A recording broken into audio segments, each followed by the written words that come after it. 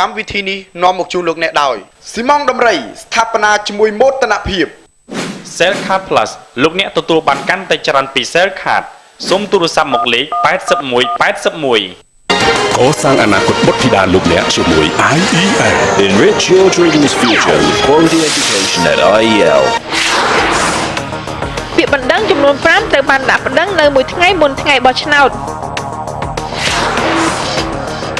យ៉ាងហោចណាស់មានមនុស្ស18នាក់បាត់បង់ជីវិតនៅក្នុងការវាយប្រហារដោយគ្រាប់បែកបង្កប់ក្នុងរថយន្តនៅទីក្រុងដាម៉ាប្រទេសសេរី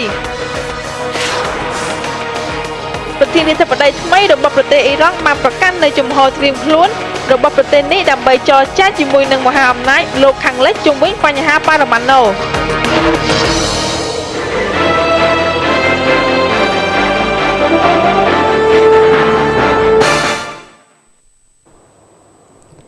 ប្រទស្សនិកជនជាទីគោរពនិងជាទីមេត្រីនេះខ្ញុំកងកញ្ញារួមទាំងសហការីនៃប៉ុស្តិ៍ព័ត៌មានកម្ពុជា CNC សូមលំអរកាយគោរពនិងជម្រាបសួរទូរទស្សនិកជនសូមថ្លែងអំណរគុណដល់លោកនាងដែលកំពុងតែទស្សនានៅប៉ុស្តិ៍ព័ត៌មានកម្ពុជា CNC ហើយនេះគឺជាវេលានៃការផ្សាយផ្ទាល់នៅព័ត៌មានប្រចាំថ្ងៃរបស់ CNC របស់យើងលោកនាងកញ្ញានៅក្នុងថ្ងៃនេះខ្ញុំនឹងនាំជូនលោកនាងនៅព័ត៌មានដែលជាបច្ចុប្បន្នភាពសំខាន់នៅក្នុងប្រទេសហើយនៅក្នុងកម្មវិធីព័ត៌មានប្រចាំថ្ងៃរបស់យើងផងដែរយើងនឹងមានវគ្គបទយោការវគ្គកិច្ចសម្ភារព័ត៌មានសេដ្ឋកិច្ចព័ត៌មានអន្តរជាតិព័ត៌មានកីឡាសូមលោកនាងរងចាំទស្សនាវិធីបន្តទៀតរបស់យើងនៅពេលនេះខ្ញុំសូមអញ្ជើញលោកនាងទស្សនានៅទស្សនវិជ្ជាចរាចរណ៍ជាមុនសិនមុននឹងយើងឈានទៅទស្សនានៅទស្សនវិជ្ជាជុំវិញពិភពលោក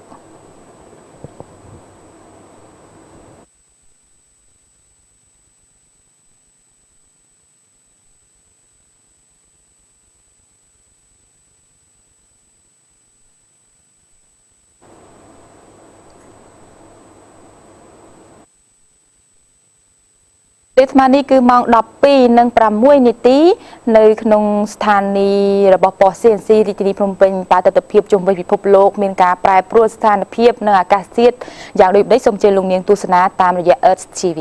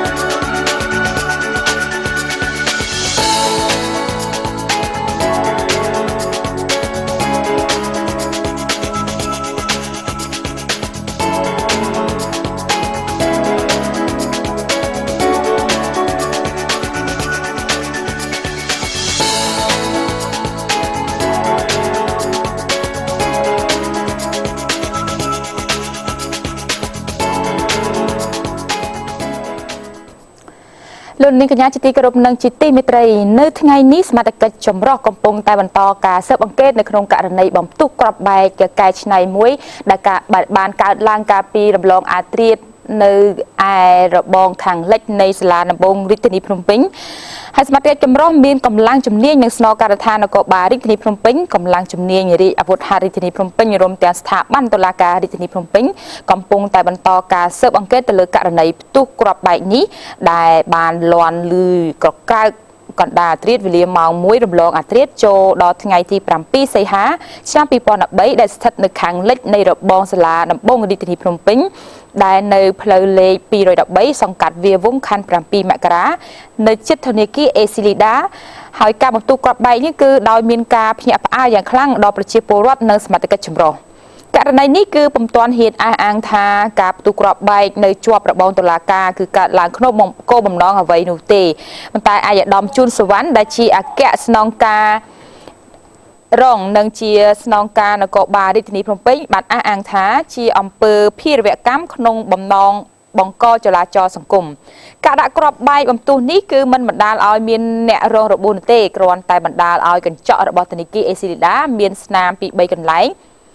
និងពាក់ព័ន្ធករណីនេះដែរសមាជិកចម្រុះកំពុងតែធ្វើការស៊ើបអង្កេតស្រាវជ្រាវលើករណីបំទុះគ្រាប់បែកនេះយ៉ាងយកចិត្តទុកដាក់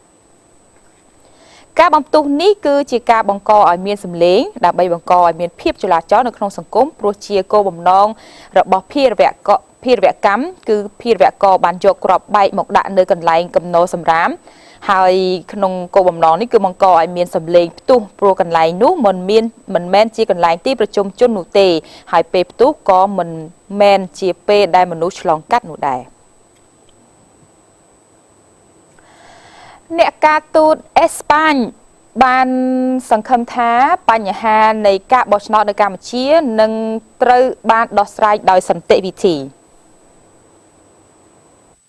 ក្នុងជំនួបពិភាក្សាការងារជាមួយនឹងលោកជំទាវស៊ុនសាភឿនរដ្ឋលេខាធិការក្រសួងការបរទេសនៅព្រឹកថ្ងៃពុធនេះលោកស្រី Moreno Raimundo ឯកអគ្គរដ្ឋទូតអេស្ប៉ាញប្រចាំកម្ពុជាដែលមាននិវេសនដ្ឋាននៅក្រុងបាងកកប្រទេសថៃបានបង្ហាញក្តីសង្ឃឹមថាបញ្ហាបោះឆ្នោតនៅកម្ពុជានឹងត្រូវបានដោះស្រាយដោយសន្តិវិធីលោកជំទាវស៊ុនសាភឿនបានថ្លែងប្រាប់ក្រុមអ្នកសារព័ត៌មានក្រោយជំនុំនោះថាលោកស្រី Moreno បានលើកឡើងអំពីបញ្ហាការបោះឆ្នោតនៅកម្ពុជាដោយលោកស្រីបានបញ្ជាក់នៅការរំពឹងថាបញ្ហានេះនឹងត្រូវបានដោះស្រាយដោយសន្តិវិធីនិងរលូនលោកជំទាវហើយអគ្គរដ្ឋទូតក៏បានចាប់អារម្មណ៍អំពីការរីកចម្រើននៅកម្ពុជាអំពីស្ថិរភាពទាំងសេដ្ឋកិច្ចទាំងនយោបាយរឿងបោះឆ្នោតឬនិយាយថាជឿថានឹងមានការដោះស្រាយដោយសន្តិវិធីដោយស្រួលរលូនទៀតបាននិយាយថានឹងជាការធម្មតាទេគាត់នៅខាងបកប្រឆាំងគឺតែងប្រឆាំងអញ្ចឹងហើយនឹងជាការធម្មតាប៉ុន្តែគាត់ជឿថានឹងមានភាពរលូនទៅថ្ងៃក្រោយគឺថានឹងដោះស្រាយបានបញ្ហានេះចាចុះដោយឡែកចំពោះលទ្ធផលនៃការបោះឆ្នោតលទ្ធផលនៃការបោះឆ្នោតគាត់មិនបាននិយាយអីទេប៉ុន្តែខ្ញុំបានជម្រាបគាត់ថាគេបានចេញលទ្ធផលខាងកោចបហ្នឹងបានចេញលទ្ធផលបណ្ដោះអាសន្នហើយលទ្ធផលបណ្ដោះអាសន្នហ្នឹងទុកលទ្ធផលមែនតើក៏មិនខុសគ្នាពីលទ្ធផលបណ្ដោះអាសន្នទេដូច្នេះគណៈបកប្រជាជននៅតែឈ្នះនៅតែបង្កើតរាជរដ្ឋាភិបាលលោកជំទាវស៊ុនសាភឿនបានបន្តថានៅក្នុងជំនុំនោះដែរលោកស្រី Moreno បានសន្យានឹងជួយជំរុញវិនិយោគិននិងអ្នកទេសចរអេស្ប៉ាញមកកាន់កម្ពុជាបន្ថែមទៀតក្រោយពេលរដ្ឋាភិបាលថ្មីត្រូវបានរៀបចំបង្កើតឡើងក៏បញ្ជាក់ថាកម្ពុជានិងអេស្ប៉ាញមានទំនាក់ទំនងការទូតចាប់តាំងពីឆ្នាំ1951តែទំនាក់ទំនងនេះត្រូវបានកាត់ផ្តាច់នៅក្នុងសម័យប៉ុលពតក្រោយមកទំនាក់ទំនងការទូតរវាងកម្ពុជានិងអេស្ប៉ាញត្រូវបានបង្កើតឡើងវិញនៅក្នុងឆ្នាំ1992លោកនាយកញ្ញាស្របពេលដែលរាជរដ្ឋាភិបាលកម្ពុជាបានប្រកាសនៅដំឡើងប្រាក់បៀវត្សទៅជូនមន្ត្រីតំណន្តរស័ក្តិទី2និងទី3ឲ្យឡើងដល់32,000រៀលនោះក្រសួងសេដ្ឋកិច្ចនិងហិរញ្ញវត្ថុនៃប្រទេសកម្ពុជាបានប្រកាសព័ត៌មានថាខ្លួននឹងធ្វើការយ៉ាងសកម្មអំពីលទ្ធភាពនៃការបង្កើនបៀវត្សមូលដ្ឋានជូនមន្ត្រីរាជការខាងលើចាប់តាំងពីឆ្នាំ2012មកសម្ដេចអគ្គមហាសេនាបតីតេជោហ៊ុនសែននាយករដ្ឋមន្ត្រីនៃព្រះរាជាណាចក្រកម្ពុជាបានផ្ដល់ការណែនាំជាបន្តបន្ទាប់ឲ្យក្រសួងនិងស្ថាប័នពាក់ព័ន្ធរាជរដ្ឋាភិបាលពិនិត្យលទ្ធភាពជំរុញបង្កើតបៀវត្សមូលដ្ឋានជូនមន្ត្រីរាជការនិងបង្កើតប្រាក់ឈ្នួលពលកម្មអបបរមាជូនកម្មករនិងនិយោជិកនៅក្រោមការណែនាំនិងការយកចិត្តទុកដាក់ដ៏ខ្ពង់ខ្ពស់ជាប់ជាប្រចាំនេះកាលពីខែឧសភាកន្លងទៅប្រាក់ឈ្នួលពលកម្មអបបរមារបស់កម្មករនិងនិយោជិកត្រូវបានដំឡើងពីកម្រិត$61ដល់$80 ផ្អែកលើការណែនាំបន្ថែមរបស់សម្ដេចអគ្គមហាសេនាបតីតេជោហ៊ុនសែននាយករដ្ឋមន្ត្រីនៃព្រះរាជាណាចក្រកម្ពុជានៅក្នុងអង្គប្រជុំគណៈរដ្ឋមន្ត្រីកាលពីខែមិថុនាកន្លងទៅនិងបន្តមកទៀតនៅក្នុងឱកាសជួបសំណេះសំណាលជាមួយប្រជាពលរដ្ឋនៅខេត្តកណ្ដាលនាពេលថ្មីៗនេះព្រមទាំងផ្អែកលើលទ្ធផលនៃការសិក្សារបស់ក្រសួងសេដ្ឋកិច្ចនិងហិរញ្ញវត្ថុអំពីស្ថានភាពនៃកំណើតសេដ្ឋកិច្ចក្នុងឆ្នាំ2013និងលទ្ធភាពនៃថវិកាជាតិរាជរដ្ឋាភិបាលបានសម្រេចបង្កើនវិវត្តមូលដ្ឋានអបបរមារបស់មន្ត្រីរាជការស៊ីវិលនៃក្របខ័ណ្ឌខក្របខ័ណ្ឌកឋានន្តរស័ក្តិទី3និងក្របខ័ណ្ឌកឋានន្តរស័ក្តិទី2ក្រោមច្បាប់សហលក្ខន្តិកៈមន្ត្រីរាជការស៊ីវិលឲ្យឡើងដល់កម្រិត 320,000 រៀលក្នុងមួយខែដូច្នេះវិវត្តសរុបប្រចាំខែកម្រិតអបបរមាដែលរួមបញ្ចូលនៅវិវត្តមូលដ្ឋាននិងប្រាក់បំណាច់ឆ្នាំផ្សេងៗនាពេលបច្ចុប្បន្នដែលមានចំនួន 244,400 រៀលនិងត្រូវបានបង្កើនឲ្យឡើងដល់ 344,400 រៀលការដំឡើងវិវត្តមូលដ្ឋាននេះនឹងបានជាប្រយោជន៍ដល់មន្ត្រីរាជការស៊ីវិលចំនួនប្រមាណជាង 90,000 នាក់កម្មាធិការជាតិរៀបចំការបោះឆ្នោតដែលហៅកាត់ថាកជបបានបដិសេធជាថ្មីម្ដងទៀតនៅសំណើរបស់គណៈបកសង្គ្រោះជាតិឲ្យបង្កើតនៅគណៈកម្មការពិសេសដើម្បីមើលភាពមិនប្រក្រតីនៃការបោះឆ្នោតតាមរបាយការណ៍របស់នាយកដ្ឋានសេវាកម្មច្បាប់និងវិវាទកម្មនៃកជបបានឲ្យដឹងថា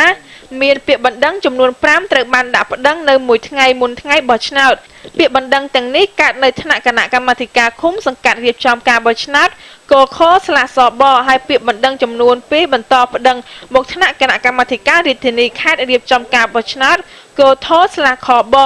និងនៅថ្នាក់គណៈកម្មាធិការជាតិរៀបចំការបោះឆ្នោតកជប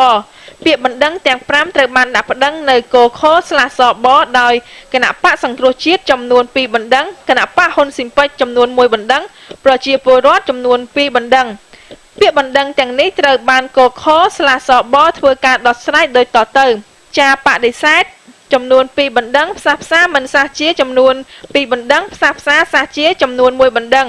ពាក្យបណ្ដឹងដែលបន្តប្តឹងពីកខ/សបមកកថ/ខបមានចំនួន2បណ្ដឹងគណៈបកសង្គ្រោះជាតិចំនួន1បណ្ដឹងប្រជាពលរដ្ឋចំនួន1បណ្ដឹងពាក្យបណ្ដឹងនេះត្រូវបានកថ/ខបធ្វើការដោះស្រាយដោយធ្វើលិខិតជូនដំណឹងបដិសេធទៅដើមបណ្ដឹងទាំងពីរវិញប៉ុន្តែតំណាងគណៈបកសង្គ្រោះជាតិបានដាក់ពាក្យបណ្ដឹងបន្តមកកជបទៀតបណ្ដឹងទាំងនេះកជបកំពុងធ្វើការដោះស្រាយពាក្យបណ្ដឹងទាំងនេះគឺប្តឹងមកពីបទចែកអំណោយនៅមួយថ្ងៃមុនថ្ងៃបោះឆ្នោតការយករថយន្តនគរបាលទៅធ្វើសកម្មភាពឃោសនានៅថ្ងៃហាមឃាត់និងដើរចែកខិត្តប័ណ្ណដែលមានរូបសញ្ញាគណៈបកបណ្ដឹងខាងលើនេះកើតនៅខេត្តចំនួន5គឺខេត្តបន្ទាយមានជ័យខេត្តបាត់ដំបងខេត្តកំពតខេត្តព្រៃវែងនិងខេត្តតាកែវបតាមន្ត្រីរបស់គណៈកម្មាធិការរៀបចំការបោះឆ្នោតបានឲ្យដឹងថាលទ្ធផលបឋមនៃការរាប់សន្លឹកឆ្នោតនិងការបោះឆ្នោតជ្រើសតាំងតំណាងរាស្ត្រនីតិកាលទី5ដែលបានធ្វើឡើងកាលពីថ្ងៃទី28ខែកក្កដាឆ្នាំ2013នឹងប្រកាសនៅបណ្ដោះអាសន្ននៅថ្ងៃទី10សីហាខាងមុខនេះក៏ប៉ុន្តែជាបណ្ដាយើងឃើញថាមានលិខិតអបអរសាទរសម្រាប់គណៈបកប្រជាជនកម្ពុជាដែលតាមការស្ទាបស្ទង់នោះគេឃើញថាគណៈបកប្រជាជនកម្ពុជាគឺជាអ្នកដែលនឹងមានសម្លេងឆ្នោតច្រើនជាងគេនៅក្នុងថ្ងៃនេះមាននៅសារអបអរសាទរពីគណៈបកប្រជាជនម៉ុងហ្គូលីផ្ញើជូនមកសម្ដេចហ៊ុនសែនជានាយករដ្ឋមន្ត្រីនៃប្រទេសកម្ពុជានិងជាថ្នាក់ដឹកនាំរបស់គណៈបកប្រជាជនកម្ពុជាក្នុងនាមគណៈបកប្រជាជនម៉ុងហ្គូលី Mongolian People's Party និងក្នុងនាមខ្ញុំសូមសម្ដែងការអបអរសាទរដ៏ស្មោះស្ម័គ្រចំពោះសម្ដេចនិងសមាជិករបស់គណៈបកប្រជាជនកម្ពុជាក្នុងការទទួលបាននូវជ័យជំនះនៅក្នុងការបោះឆ្នោតនេះខ្ញុំសង្ឃឹមយ៉ាងមុតមន្តថាគណៈបកប្រជាជនកម្ពុជានឹងជំរុញនឹងការអភិវឌ្ឍនិងភាពរីកចម្រើនរបស់ប្រទេសនិងការកសាងអនាគតដ៏ត្រចះត្រចង់ដល់ប្រទេសកម្ពុជាដែលស្ថិតនៅក្រោមការដឹកនាំរបស់សម្ដេចខ្ញុំសូមជូនពរសម្ដេចទទួលបានជ័យជំនះភាពសម្បូរសប្បាយនិងសុខុមាលភាពនៅក្នុងការបដិញ្ញាចិត្តជាថ្មីរបស់សម្ដេចដោយក្តីស្មោះស្ម័គ្រពីខ្ញុំហត្ថលេខាអាយដាម Zandan Sata Gombochau ដែលជាអគ្គលេខាគណៈធិការគណៈបកប្រជាជនម៉ុងហ្គូលី លិខិតថ្លែងការណ៍មួយទៀតដែលសាទរនិងគាំទ្រតកតងទៅនឹងការបោះឆ្នោតនៅក្នុងប្រទេសកម្ពុជាកាលពីថ្ងៃទី28ខែកក្កដាឆ្នាំ2013កន្លងទៅថាជាការបោះឆ្នោតដែលប្រកបដោយសេរីយុត្តិធម៌និងតម្លាភាពហើយគាំទ្រចំពោះនៅលទ្ធផលនៃការរាប់សន្លឹកឆ្នោតជាបឋមការថ្លែងការណ៍នេះគឺមកពីសមាគមខ្មែរកម្ពុជាក្រោមដើម្បីសុខុមាលភាពនិងអភិវឌ្ឍសមាគមខ្មែរកម្ពុជាក្រោមដើម្បីសុខុមាលភាពនិងអភិវឌ្ឍនិងជាសមាជិកដែលអង្គការក្រៅរដ្ឋាភិបាលបានចុះសង្កេតការជាផ្លូវការនិងគណៈកម្មាធិការជាតិរៀបចំការបោះឆ្នោតដែលមានបុគ្គលិកចូលរួមធ្វើការសង្កេតការបោះឆ្នោតផងដែរនោះគឺចាប់ពីថ្ងៃឃោសនារកសម្លេងឆ្នោតជាពិសេសថ្ងៃបោះឆ្នោតនិងថ្ងៃរាប់សន្លឹកឆ្នោតនៅក្នុងសេចក្តីថ្លែងការណ៍នេះបានបញ្ជាក់ថាសមាគមខ្មែរកម្ពុជាក្រោមដើម្បីសុខុមាលភាពនិងអភិវឌ្ឍបានពិនិត្យស្ទើរតែគ្រប់ចំណុចនៅរាល់នីតិវិធីដូចជានៅមុនម៉ោងនៃការបើកការិយាល័យបោះឆ្នោតបានពិនិត្យឃើញថាគ្រប់គណៈបកនយោបាយនិងអ្នកសង្កេតការជាតិអន្តរជាតិបានបញ្ជូនភ្នាក់ងាររបស់ខ្លួនដើម្បីពិនិត្យទៀងទាត់មើលហឹបឆ្នោតទឹកខ្មៅជ្រលក់ដៃសញ្ញាឆ្នោតដែលត្រូវបានប្រើប្រាស់នៅក្នុងការិយាល័យរាល់ការពិនិត្យគ្រប់ជ្រុងជ្រោយតាមនីតិវិធីគឺបានឯកភាពគ្នាពីគ្រប់គណៈបកនយោបាយហើយទើបអនុញ្ញាតឲ្យប្រជាពលរដ្ឋចូលទៅកាន់ការបោះឆ្នោត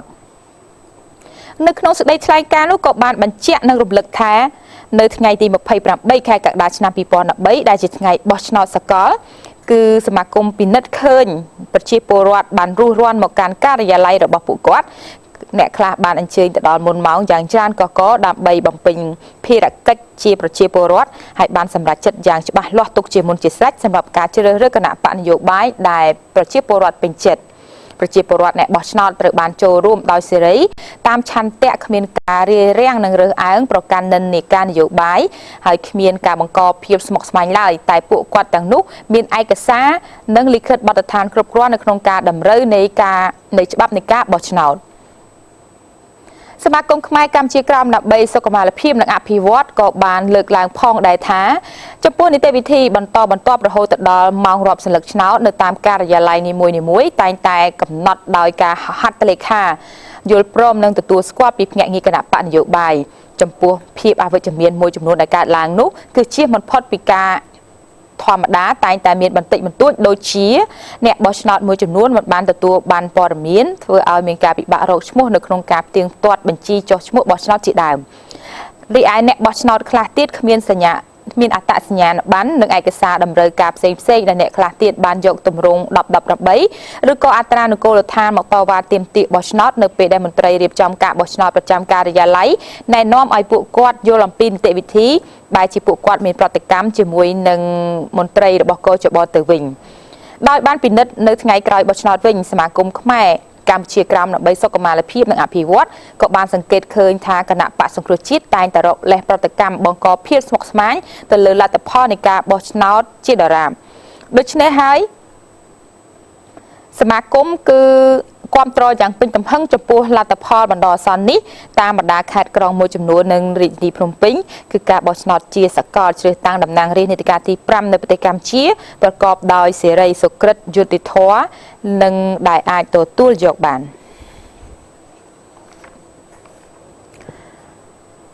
ទូរទស្សនិកជននៅពេលនេះយើងនឹងធ្វើការភ្ជាប់ទូរស័ព្ទជាមួយនៅលោកហ៊ុយប៊ុនលេងតាមសេចក្តីរាយការណ៍ជាបឋមមន្ត្រីពាក់ព័ន្ធមួយចំនួនបានចុះទៅពិនិត្យនៅការកាប់បំផ្លាញព្រៃលិចទឹកនៅក្នុងស្រុកស្ទឹងហៅខេត្តព្រះសីហនុចាជំរាបសួរលោកប៊ុនលេងបាទជំរាបសួរនាងកល្យានបាទសូមគោរពទូរទស្សនិកជនទីគោរពបាទការចុះត្រួតពិនិត្យរបស់មន្ត្រីតាក់ទងទៅនឹងការកាប់បំផ្លាញព្រៃឈើព្រៃលិចទឹកនៅស្ទឹងហៅតើដំណើរការយ៉ាងដូចម្តេចហើយគេបានរកឃើញអ្វីខ្លះចាបាទកាលពីម្សិលមិញនេះយើងឃើញមន្ត្រីផ្នែកជលផលរបស់ខេត្តព្រះសីហនុដែលដឹកនាំដោយលោកគង់សំអាតហ្នឹងហើយព្រមទាំងមន្ត្រីអធិការដ្ឋានជលផលសមុទ្រអង្គបានជើញទៅពិនិត្យមើលទីតាំងមួយកន្លែងដែលគេគិតថាមានការកាប់បំផ្លាញព្រៃលិចទឹកនៅក្នុងភូមិទំនប់លោកស្រុកស្ទឹងហៅខេត្តព្រះសីហនុករណីត្រួតពិនិត្យនេះធ្វើឡើងក្រោយពីមានរបាយការណ៍ឬក៏សំណើរបស់ក្រមប្រជាពលរដ្ឋដែលនៅសហគមន៍នេសាទហ្នឹងគាត់គិតថាការកាប់បំផ្លាញព្រៃទឹកវាអាចមានបញ្ហាប៉ះពាល់ដល់សហគមន៍របស់ពួកគាត់ប៉ុន្តែនៅពេលដែលមានកិច្ចប្រជុំមួយក្រោយពីការត្រួតពិនិត្យនាងក៏យ៉ាងគឺថាមានកិច្ចប្រជុំមួយនៅឯសាលាស្រុកស្ទឹងហៅដែលមានអភិបាលស្រុក និងមន្ត្រីឃុំសង្កាត់ឬក៏ប្រជាពលរដ្ឋពាក់ព័ន្ធចូលរួមទីបានរកឃើញវិញថាកន្លែងទីតាំងដែលមានការកាប់បំផ្លាញព្រៃលិចទឹកនេះគឺជាដីកម្មសិទ្ធិរបស់ប្រជាពលរដ្ឋដែលលោកមានកម្មសិទ្ធិរួចស្រេចទៅហើយដែលអាជ្ញាធរបានផ្ដល់កម្មសិទ្ធិតាំងពីមុនឆ្នាំតាំងពីប្រហែលជាជិត10ឆ្នាំហើយដូច្នេះអ្វីនេះវាពាក់ព័ន្ធទៅលើការទៀងប្រទើគ្នាដោយសារតែ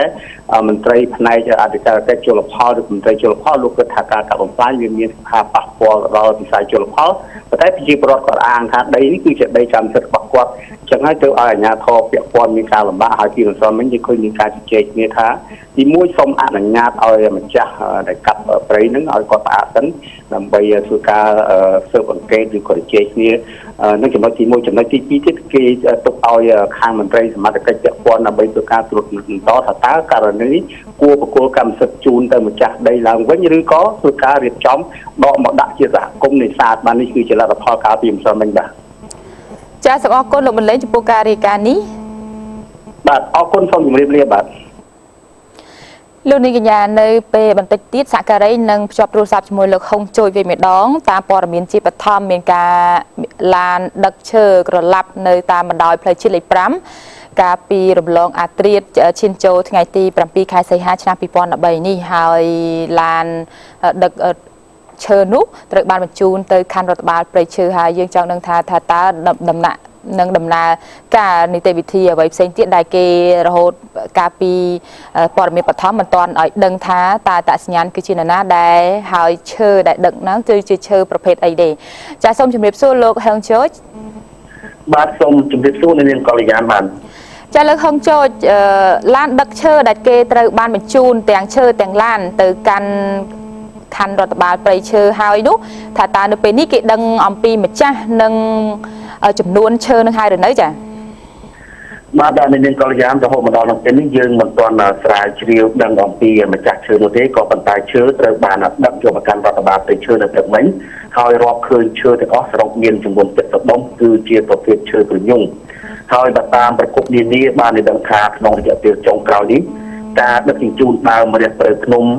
ជាពិសេសគឺការដឹកជញ្ជូនឈើក្រញូងទៅតាមផ្លូវជាតិលេខ5ដែលឆ្លងកាត់ខេត្តកំពង់ឆ្នាំងឆ្ពោះចូលរាជធានីភ្នំពេញនិងទៅកាន់ខេត្តកំពង់ចាមនោះគឺបានចាប់ផ្ដើមកម្រើកឡើងវិញគួរឲ្យព្រួយបារម្ភដែលពួកឈ្មួញធ្វើបាទឈើទាំងនោះបានធ្វើសកម្មភាពដឹកជញ្ជូនទាំងយប់ទាំងថ្ងៃតែម្ដងដែលភាគច្រើនគេឃើញដឹកតាមប្រភេទរថយន្តទំនើបដូចជា Land Rover Highlander លេខស៊ីនិងប្រភេទ Tourist ជាដើមបាទចាបាទចំពោះករណីរថយន្ត Highlander នេះគឺបានក្រឡាប់បាទនៅបាទចំណុចឃុំទៅទាំងចាំនៅវេលាម៉ោង 12:15 នាទីរំលងអាត្រៀតឈានចូលថ្ងៃទី7ខែសីហាឆ្នាំ2013ហើយចំពោះអ្នកបើកបររថយន្តនេះសមត្ថកិច្ចមិនបានខាត់ខ្លួនបានទេក្រោយពីរថយន្តនេះស្លាប់គឺពួកគេបានទឹកខ្លួនអស់សមត្ថកិច្ចបានយករថយន្តទៅស្ទូចទាំងឡានទាំងឈើមកកាន់រដ្ឋបាលព្រៃឈើកំពង់ឆ្នាំងបាទចាសសូមអរគុណចំពោះការរាយការណ៍ព័ត៌មាននេះលោកហឹងជូចហើយយើងនឹងតាមដាននៅព័ត៌មាននេះយើងនឹងតាមដាននៅព័ត៌មាននេះថានរណាគឺជាអ្នកដែលម្ចាស់នៃឈើនេះហើយតើឈើនេះជាឈើដែលមានចំនួនប៉ុន្មានដែលយើងនឹងភ្ជាប់ទូរស័ព្ទនៅពេលបន្តទៀតទស្សនិកជនរីឯឯកអគ្គរដ្ឋទូតរបស់ប្រទេសអេស្ប៉ាញវិញបានបង្ហាញនៅឆន្ទៈសហការជាមួយប្រទេសកម្ពុជានៅក្នុងការលើកកម្ពស់សិទ្ធិស្ត្រីនិងលុបបំបាត់នៃការជួញដូរស្ត្រី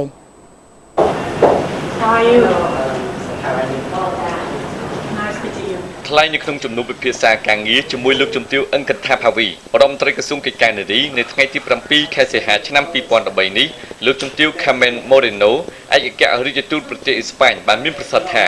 ក្នុងនាមឯកអគ្គរដ្ឋទូតប្រទេសអេស្ប៉ាញក៏ដូចជាប្រទេសអេស្ប៉ាញកន្លងមកបានធ្វើការងារជាច្រើនលើបញ្ហាស្ត្រីនិងការជួញដូរមនុស្សនៅក្នុងប្រទេសថៃប្រទេសមីយ៉ាន់ម៉ានិងប្រទេសកម្ពុជាដូច្នេះក្នុងនាមប្រទេសអេស្ប៉ាញនឹងបន្តសហការជាមួយប្រទេសកម្ពុជាក្នុងការលើកកម្ពស់សិទ្ធិស្ត្រីនិងការលុបបំបាត់ការជួញដូរមនុស្សបន្ថែមទៀតជាការឆ្លើយតបលោកជំទាវអង្គថាភាវីរដ្ឋមន្ត្រីក្រសួងកិច្ចការនារីបានលើកឡើងថ្លែងអំណរគុណដល់ថ្នាក់ដឹកនាំប្រទេសអេស្ប៉ាញនិងអ្នកពាក់ព័ន្ធទាំងអស់ដែលកន្លងមកបានជួយជ្រោមជ្រែងក្នុងការលើកកម្ពស់ដល់ស្ត្រីនៅកម្ពុជាលោកជំទាវ Khmer Local ក៏បានបញ្ជាក់ថានៅពេលខាងមុខនេះក្នុងនាមប្រទេសអេស្ប៉ាញនឹងនាំអ្នកជំនាញខាងកិច្ចការនារីមកកម្ពុជាដើម្បីចែករំលែកបទពិសោធន៍ដល់កម្ពុជានិងចែករំលែកបទពិសោធន៍ពីគ្នាទៅវិញទៅមកគូបញ្ជាក់ថាកិច្ចពិភាក្សាទ្វេភាគីនេះ គឺមានគោលបំណងដើម្បីសិក្សាស្វែងយល់ពីគ្នាទៅវិញទៅមកក្នុងការប្រឆាំងអំពើហិង្សាលើស្ត្រីនិងការផ្តល់សិទ្ធិស្ត្រីទៅលើវិស័យសេដ្ឋកិច្ចនិងនយោបាយខ្ញុំហ៊ុនសុភ័ក្រធ្វើសេចក្តីរាយការណ៍ លោកអ្នកស្គាល់ game Candy Crush ដែរទេ game Candy Crush គឺបានคล้ายទៅជា game ដែលបានតាក់ទាញអ្នកលេងច្រើនជាងគេនៅលើពិភពលោកហើយ game នេះគឺមានអ្នកដែលចូលលេងក្នុងមួយថ្ងៃប្រមាណជាង600លានអ្នកនៅជុំវិញពិភពលោកឯណោះ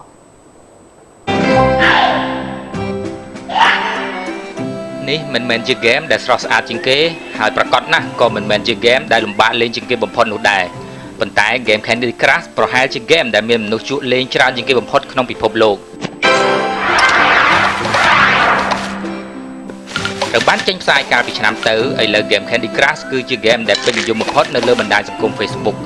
យោងតាមគេហទំព័រ App Data មនុស្សជាង45លាននាក់បាននឹងកំពុងនាំគ្នាលេង game Candy Crush នៅលើបណ្ដាញសង្គម Facebook ជារៀងរាល់ខែ របៀបលេង game Candy Crush មិនពិបាកប៉ុន្តែអ្វីដែលពិបាកនោះគឺថាតើត្រូវលេងដូចដេចដើម្បីឆ្លងឲ្យផុតពីវគ្គមួយទៅវគ្គមួយទៀត Game Candy Crush តម្រូវឲ្យអ្នកលេងគុំចំហួយដែលមានពណ៌ដូចគ្នាចាប់ពី3ឡើងទៅដើម្បីសន្សំពិន្ទុពីមួយ level ទៅមួយ level គឺវាធ្វើឲ្យយើងកាន់លំបាករហូតដល់វាអត់ដូចអា game ផ្សេងៗគ្រាន់តែចុចធម្មតាដើម្បីសន្សំពងដល់ពេលអញ្ចឹងទៅក៏ចាប់ផ្ដើមលេងតាំងពីដំបូងមកដល់ពេលលេងយូរទៅក៏មានអារម្មណ៍ថាជក់ហើយវាសប្បាយម្យ៉ាងខុសពី game ផ្សេងៗ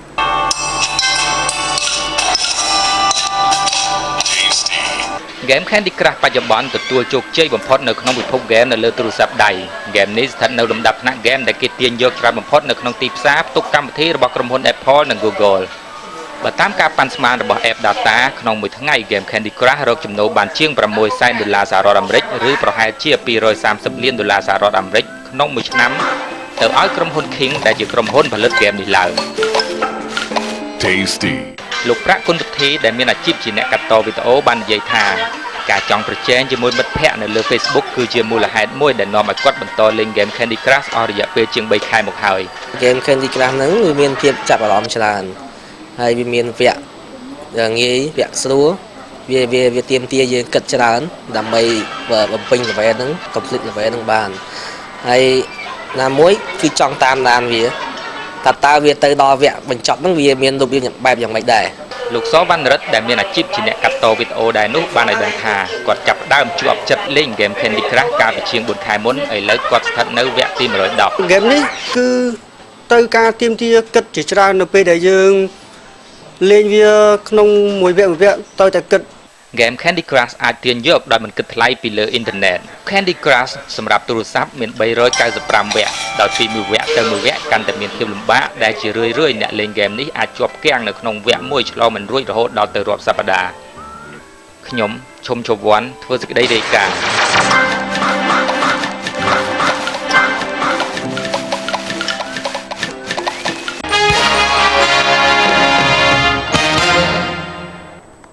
លោកនាងកញ្ញាយើងបានមកដល់ CNC My Report ឬក៏របាយការណ៍របស់ខ្ញុំហើយនេះរបាយការណ៍នេះគឺផ្ញើ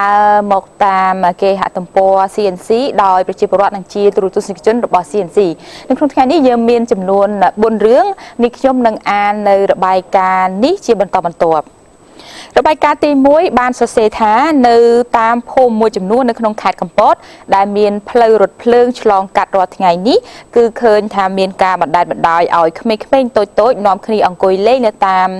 នឹងនៅលើផ្លូវរថភ្លើងពិសេសតំបន់ផ្លូវកោងដែលអាចប្រឈមនឹងគ្រោះថ្នាក់ខណៈដែលបច្ចុប្បន្ននេះខ្សែរថភ្លើងបានចាប់ផ្ដើមដំណើរការជាបណ្ដានោះហើយនៅក្នុងរបាយការណ៍នេះក៏បាន បន្ថែមថាការបណ្តែតបណ្តោយឲ្យកុមា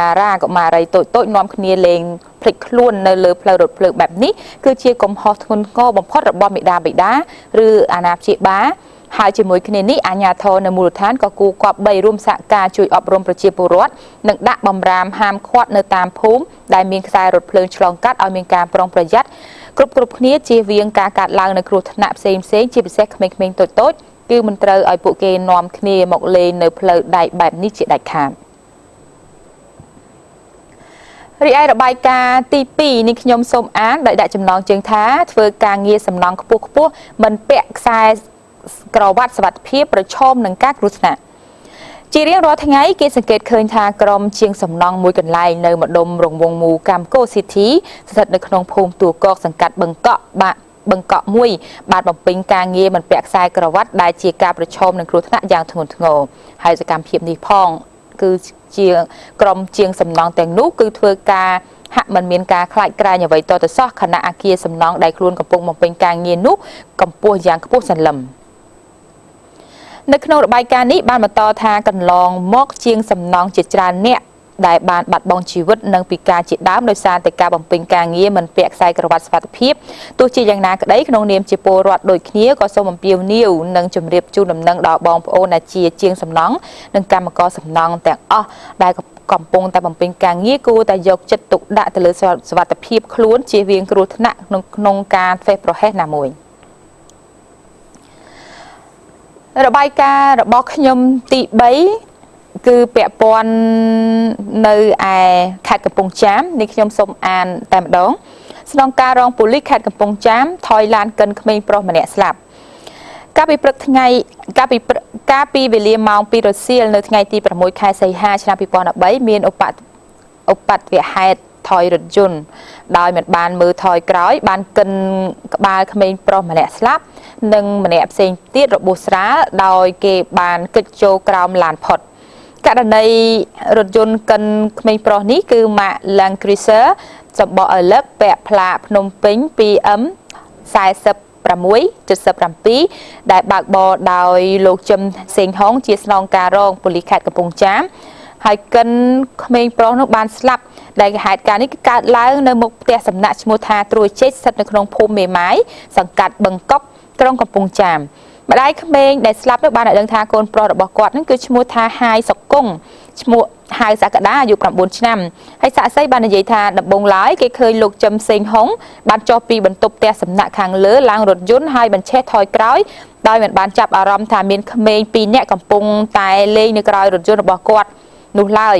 ហើយក៏រថយន្តនោះក៏កិនចំកុមារាសក្តាសំប៉ែតក្បាលស្លាប់ភ្លាមនៅនឹងកន្លែងប្រភពពីសាច់ញាតិអ្នកដែលបានស្លាប់ឲ្យដឹងថាក្រោយពីកើតហេតុរួចនោះភាគីលោកជឹមសេងហុងបានចេញសំណងទៅភាគីគ្រួសារក្មេងរងគ្រោះចំនួន$2,000សហរដ្ឋអាមេរិកដើម្បីធ្វើពិធីបុណ្យសពនិងបញ្ចប់ការប្តឹងផ្តល់រីឯរបាយការណ៍របស់ខ្ញុំឬក៏ CNC My Report ទី4នេះខ្ញុំសូមអានជូនលោកនាងតែម្ដងសប្បុរសជននៅក្រុងភ្នំពេញនិងខេត្តរតនគិរីគឺរួមគ្នាប្រមូលថវិកាចំនួន36,000រៀលតាមរយៈក្រុមការងារព័ត៌មានកីឡារបស់ CNC ដើម្បីបរិច្ចាគដល់ជនពិការមួយរូបឈ្មោះថាប៊ុនធីហៅក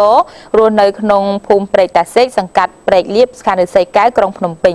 យោងតាមការរៀបរាប់ពីអ្នកជិតខាងរបស់ជនពិការប៊ុនធីបានឲ្យដឹងថាកាលពីសម័យបែកចំនួនពលពតប៊ុនធីបានដើរពីខេត្តកំពង់ធំមកក្រុងភ្នំពេញពេលធ្វើដំណើរមកដល់ក្រុងភ្នំពេញកែងជើងរបស់គាត់ក៏ចាប់ផ្ដើមឈឺរយៈក្រោយមកគាត់ក៏បានធ្វើដំណើរទៅមកដោយវាជើង4បន្ទាប់មកជើងរបស់គាត់ក៏ស្វិតដើរលែងរួចតែម្ដងសូមបញ្ជាក់ថាជនពិការឈ្មោះប៊ុនធីនេះគឺត្រឹមតែស្វិតមិនត្រឹមតែស្វិតជើងដែលដើរមិនរួចនោះប៉ុណ្ណោះទេថែមទាំងពិការនិយាយមិនរួចទៀតផងស្រាបៀរកម្ពុជាស្រាបៀរជាតិមោទនភាពជាតិស្រូវសាលី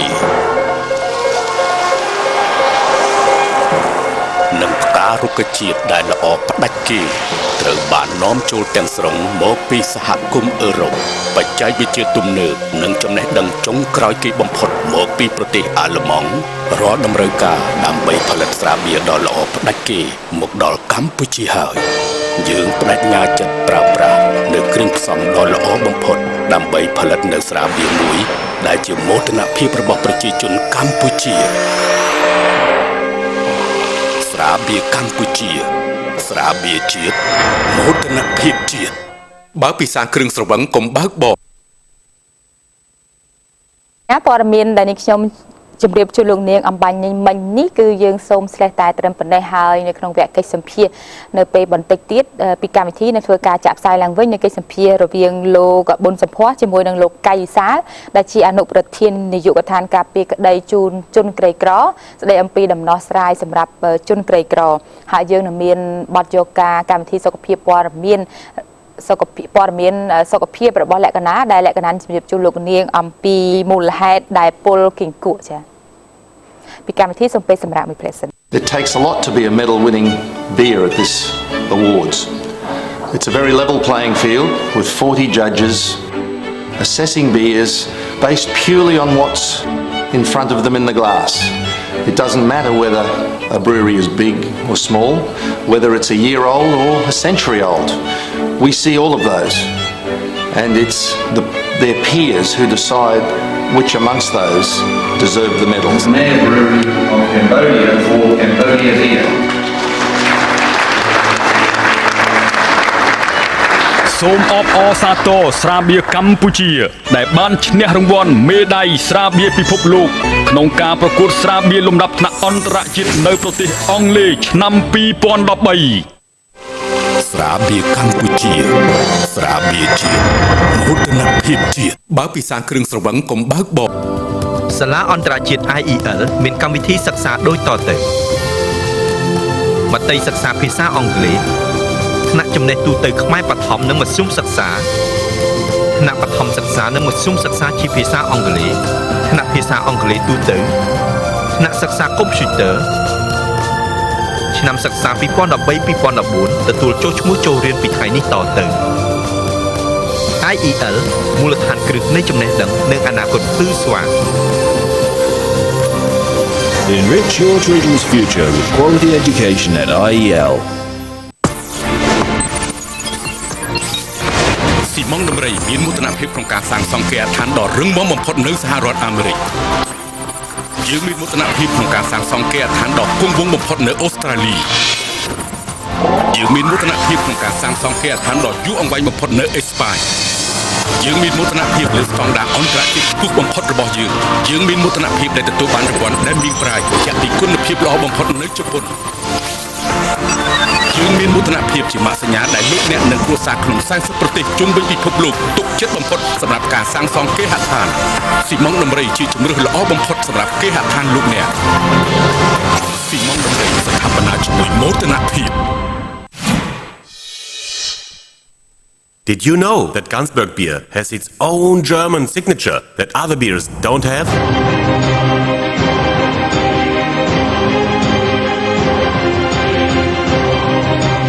I like Gansberg beer. I like Gansberg beer. ខ្ញុំចូលចិត្ត Gansberg beer. Gansberg is the best quality beer. I like Gansberg beer for its freshness and great German aroma. Gansberg beer, the premium German beer. ខ្ញុំចូលចិត្ត Gansberg ព្រោះវាឈ្ងុយខ្លាំងឈ្ងុយស្រាបៀរអាល់ម៉ង់តែម្ដង Gansberg គុណភាពលេខ1សម្រាប់ខ្ញុំស្រាបៀរ Gansberg ផលិតដោយជនជាតិអាល្លឺម៉ង់គុណភាពអាល្លឺម៉ង់ពិសាគ្រឿងស្រវឹងសូមកុំបើកបរ